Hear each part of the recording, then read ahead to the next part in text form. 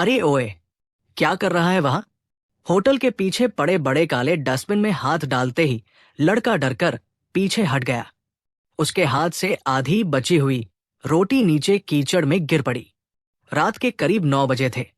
Hotel के पीछे वाली गली में हल्की पीली लाइट जल रही थी। सामने बड़े होटल के अंदर लोग हंसते हुए डिनर कर रहे थे और बाहर उसी होटल के डस्टबिन के पास खड़ा वो लड़का 2 दिनों की भूख से कांप रहा था। गार्ड गुस्से में उसके पास आया। डस्टबिन में चोरी करता है, भाग यहां से।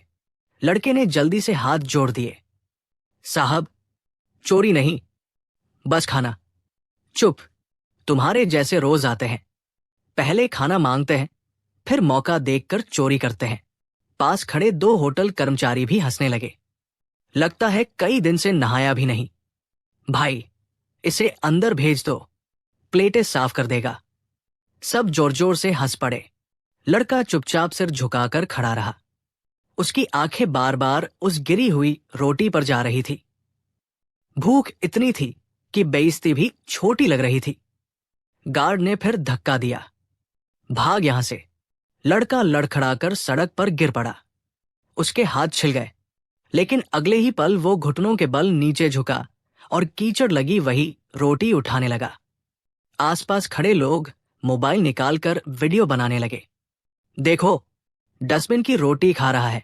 लड़के की आंखें भर आई, लेकिन उसने रोटी नहीं छोड़ी। शायद भूख इंसान से शर्म छीन लेती है। तभी होटल के सामने एक लंबी काली लग्जरी कार आकर रुकी। कार इतनी महंगी थी कि होटल के कर्मचारी तुरंत सीधे खड़े हो गए। ड्राइवर जल्दी से उतरकर पीछे का दरवाजा खोलने लगा। ऊंची हील्स पहने एक खूबसूरत लड़की कार से नीचे उतरी। उसके चेहरे पर अजीब सा आत्मविश्वास था। सफेद सूट, हाथ में महंगा पर्स और पीछे 2 बॉडीगार्ड। होटल का मैनेजर खुद दौड़कर बाहर आया। Welcome ma'am. लेकिन लड़की ने उसकी तरफ देखा तक नहीं। उसकी नजर सड़क पर बैठे उस लड़के पर टिक गई, जो अभी भी कांपते हाथों से रोटी साफ कर रहा था। कुछ सेकंड के लिए लड़की वहीं रुक गई, फिर धीरे धीरे उसकी तरफ बढ़ने लगी। गार्ड तुरंत बोला, मैम, आप अंदर चलिए, ये एक गंदा लड़का है। लेकिन लड़की रुक गई।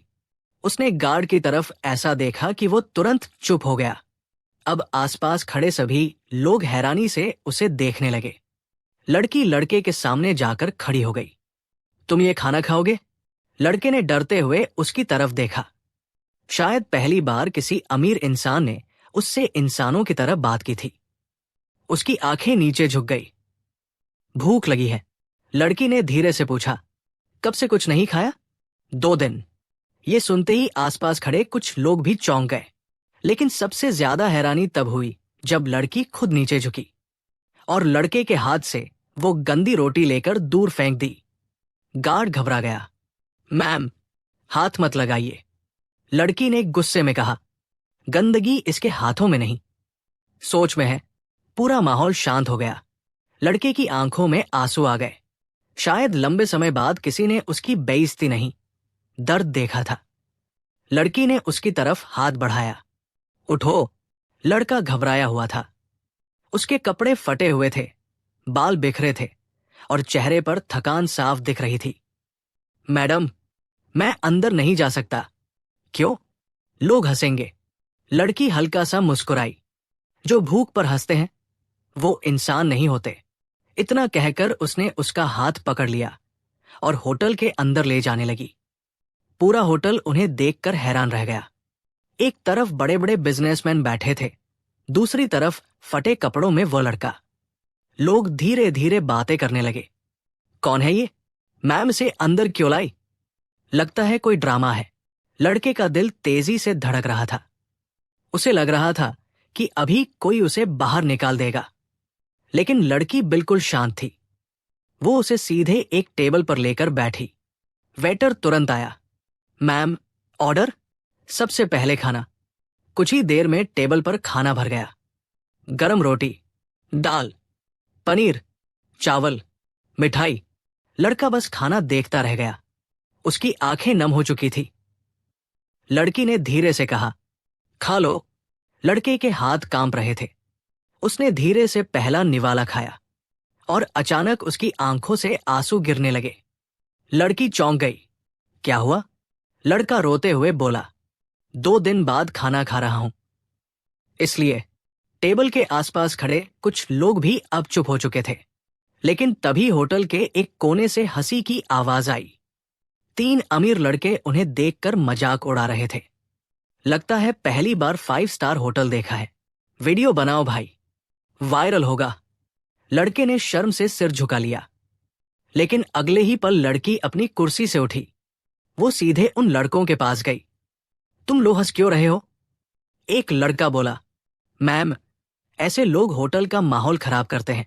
लड़की की आंखों में गुस्सा उतर आया। माहौल गरीब नहीं खराब करते, घमंड करता है। पूरा होटल शांत हो गया। मैनेजर तुरंत उन लड़कों को चुप कराने लगा।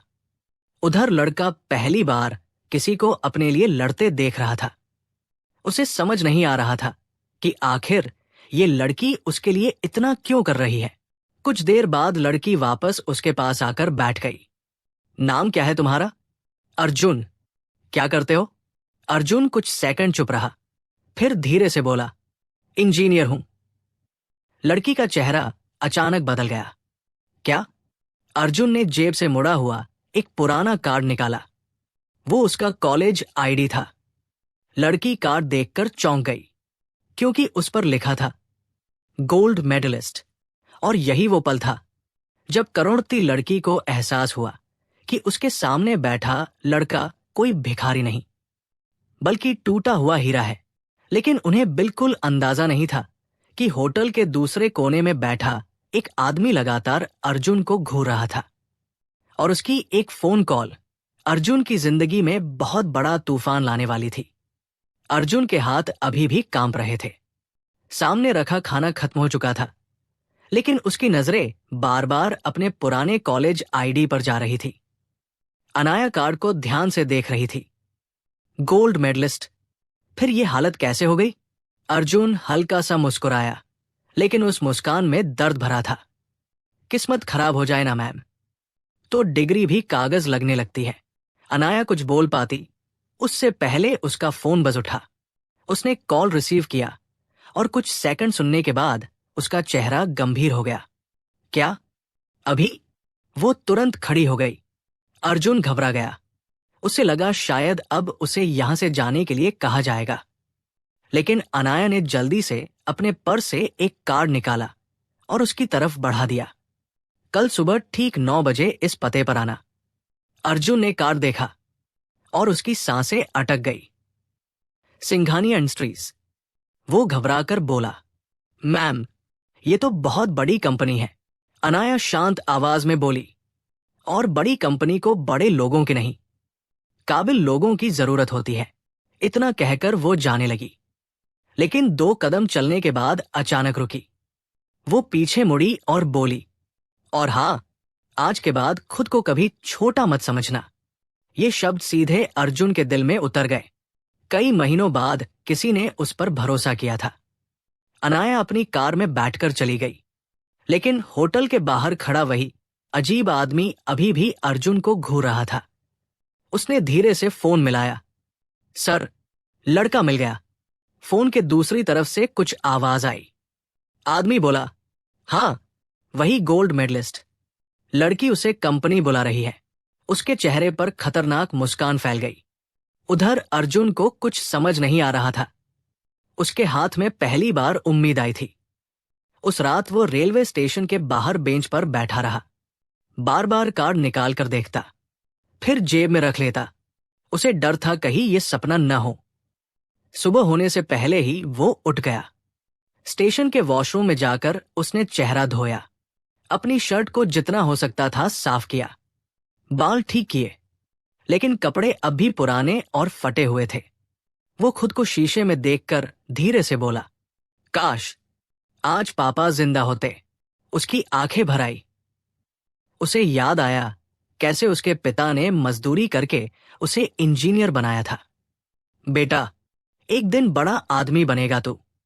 लेकिन पिता के इलाज में सब बिक गया। घर, जमीन, मां के गहने, सब। और आखिर में पिता भी चले गए। अर्जुन ने जल्दी से आंखें पोंछी और सिंघानिया इंडस्ट्रीज के ऑफिस की तरफ निकल पड़ा। जब वो वहां पहुंचा तो उसकी आंखें फैल गई। सामने शीशे से बनी 20 मंजिला इमारत थी। बड़े बड़े लोग अंदर जा रहे थे। महंगी कारें, सिक्योरिटी, रिसेप्शन, सब देखकर अर्जुन के कदम रुक गए। उसे अचानक अपने कपड़ों पर शर्म आने लगी। मैं यहां क्या कर रहा हूं? वो वापस मुड़ने ही वाला था कि पीछे से आवाज आई, अर्जुन। वो पलटा। सामने अनाया खड़ी थी। आज भी उसके चेहरे पर वही आत्मविश्वास था। तुम आ गए, गुड। अर्जुन हिचकिचाते हुए बोला, मैम, मुझे लगता है मैं यहां फिट नहीं बैठता। अनाया मुस्कुराई। काबिल इंसान हर जगह फिट बैठता है। इतना कहकर वो उसे अंदर ले गई। ऑफिस के कर्मचारी हैरानी से अर्जुन को देखने लगे। कुछ लोग आपस में फुसफुसाने लगे, मैम इस लड़के को खुद लेकर आई है, कौन है ये? लेकिन अनाया किसी की परवाह नहीं कर रही थी। वो अर्जुन को सीधे अपने केबिन में ले गई। कमरे के अंदर पहुंचते ही अर्जुन की नजर दीवार पर लगी एक फोटो पर पड़ी और उसे देखकर उसके पैरों तले जमीन खिसक गई। फोटो में जो आदमी था उसे अर्जुन बहुत अच्छी तरह जानता था, क्योंकि वही आदमी उसकी जिंदगी बर्बाद होने की सबसे बड़ी वजह था। और सबसे डराने वाली बात यह थी कि उस फोटो के नीचे लिखा था, मिस्टर विक्रम सिंघानिया, फाउंडर। अर्जुन के चेहरे का रंग उड़ चुका था, क्योंकि विक्रम सिंघानिया का नाम सुनते ही उसके पुराने जख्म फिर से जिंदा हो गए थे। अर्जुन की आंखें दीवार पर लगी उस फोटो पर जमी रह गई। उसके हाथ धीरे धीरे कांपने लगे।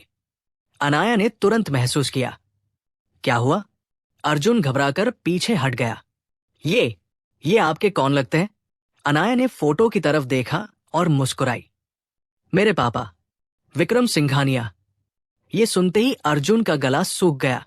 उसके कानों में जैसे पुरानी आवाजें गूंजने लगी।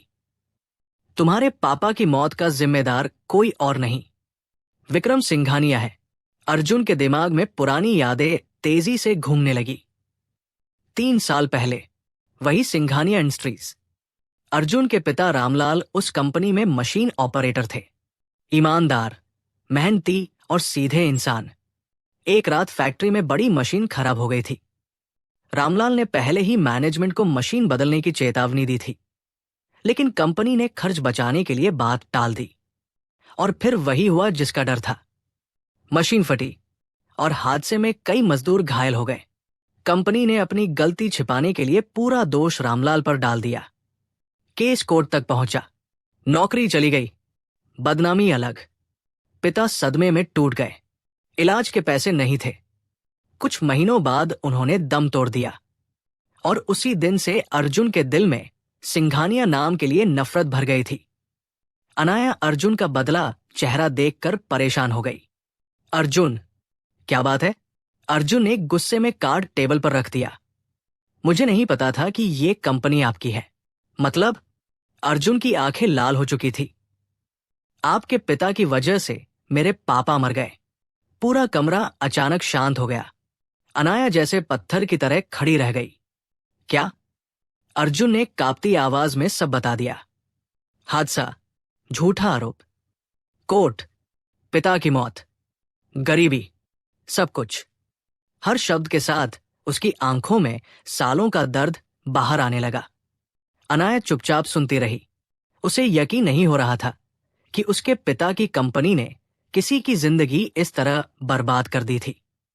कुछ देर बाद उसने धीरे से कहा, मुझे इस बारे में कुछ नहीं पता था। अर्जुन कड़वी हंसी हंस पड़ा। बड़े लोगों को कभी कुछ पता नहीं होता मैम। दर्द हमेशा गरीबों को याद रहता है। इतना कहकर वो मुड़ गया। अर्जुन रुको। लेकिन वो बिना पीछे देखे बाहर निकल गया। ऑफिस के कर्मचारी हैरानी से उसे जाते देखते रहे। उधर अनाया कुर्सी पर बैठ गई। उसका दिल तेजी से धड़क रहा था। उसे पहली बार अपने पिता की कंपनी पर शक हुआ था। तभी दरवाजा खुला। एक आदमी अंदर आया। उम्र करीब 50 साल। चेहरे पर बनावटी मुस्कान। सब ठीक है मैम? अनाया ने उसकी तरफ देखा। ये था कंपनी का डायरेक्टर, महेश मेहरा। वही आदमी जिसने पिछली रात होटल के बाहर अर्जुन को पहचान लिया था। अनाया ने धीरे से पूछा, महेश अंकल, 3 साल पहले फैक्ट्री में कोई हादसा हुआ था?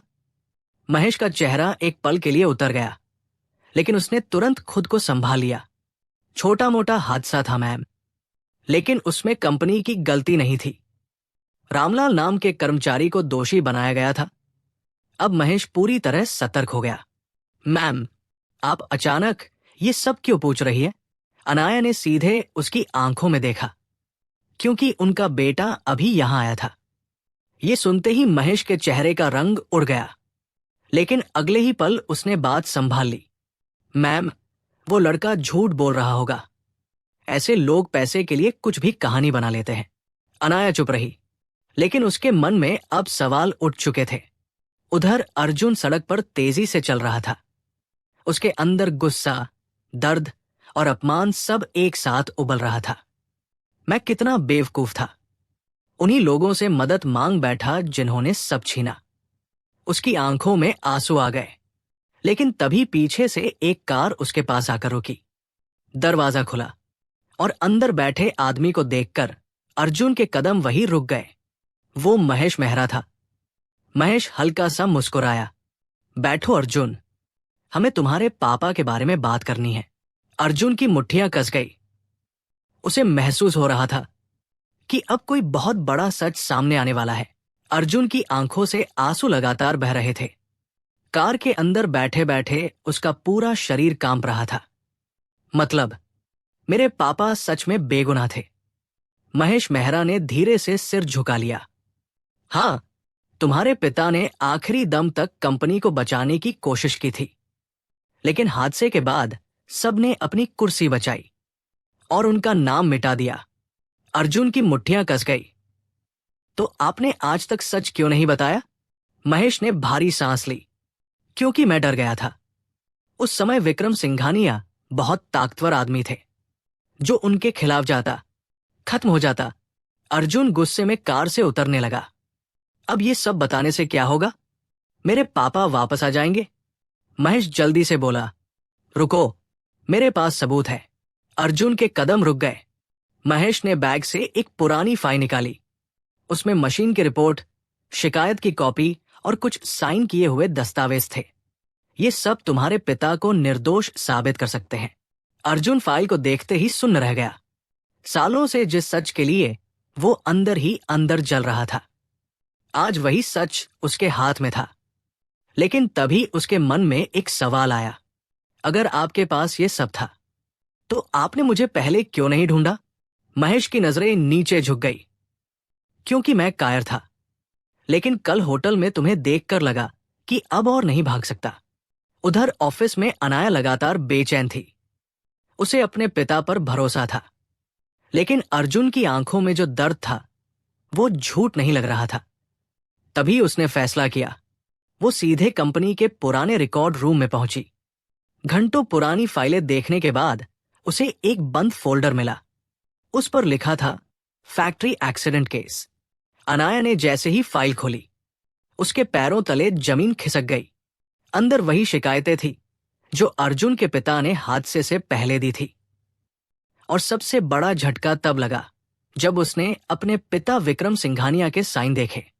मतलब, अर्जुन सच बोल रहा था। अनाया की आंखें भर आई। डैड, आपने ऐसा कैसे किया? उस रात पहली बार उसे अपने करोड़पति होने पर शर्म महसूस हुई। उधर अर्जुन पूरी रात सो नहीं पाया।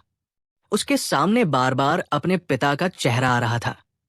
वो सोच रहा था, अगर उस समय सच सामने आ जाता तो शायद उसके पापा जिंदा होते। सुबह होते ही वो कंपनी पहुंच गया, लेकिन आज उसका अंदाज बदला हुआ था। कल वाला टूटा हुआ लड़का आज गायब था। आज उसकी आंखों में डर नहीं, आत्मसम्मान था।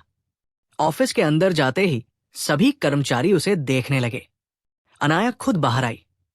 कुछ सेकंड तक दोनों एक दूसरे को देखते रहे। फिर अनाया धीरे से बोली, मुझे सच पता चल गया। अर्जुन चुप रहा। अनाया की आंखों में आंसू आ गए। मैं अपने पिता की गलती नहीं बदल सकती, लेकिन तुम्हारे पिता का सम्मान वापस जरूर दिलाऊंगी। इतना कहकर उसने पूरे स्टाफ के सामने एक घोषणा की।